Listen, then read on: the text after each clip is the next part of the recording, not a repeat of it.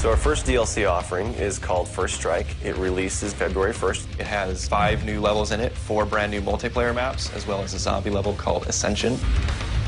Kowloon is inspired by the single-player campaign level that was also set in Kowloon City, China, but the actual design and the layout and the geometry in the map is built from the ground up for MP. Kowloon is the only map that has zip lines, which will allow players to quickly get from point A to point B. The trade-off to that is that you're completely exposed while you're on the zip line. You can't use your weapon. It's going to get you to your location much faster, but there's also the risk that you're going to get shot.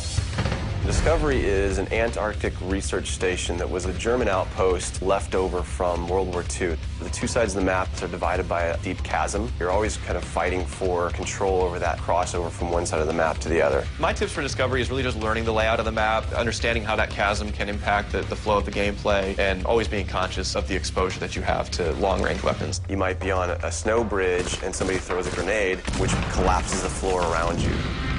Our large map is Berlin Wall. This focuses on the checkpoint Charlie area of Berlin. It puts you fighting on the 2 different sides of the wall. So you've got East Berlin versus West Berlin kind of thing going. Berlin Wall has certain attributes about it that if you use it right, you're going to have the competitive edge over your opponents. It has a lot of very long view distances. It's a really great map for snipers. There's some good high points, some good elevation there. And one of the unique aspects about Berlin Wall is that there's the no man's land in the middle. You can take the risk of going through no man's land to get a faster route, but there's a good chance you're going to get mowed down by the auto turrets.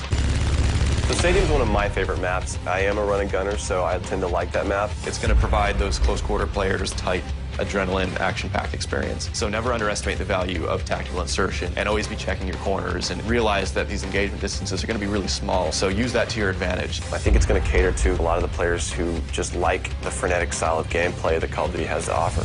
One of the big agendas with this map pack is we wanted to listen to the feedback that people have been giving about all the maps they've been playing with the release of the game. They want more verticality, more sniper opportunities. They really love the interactivity that we did. These are components that we wanted to bring back in a pretty big way in the first DLC offering. First Strike is going to be available February 1st for 1,200 Microsoft points, and it'll be available on Xbox 360 first.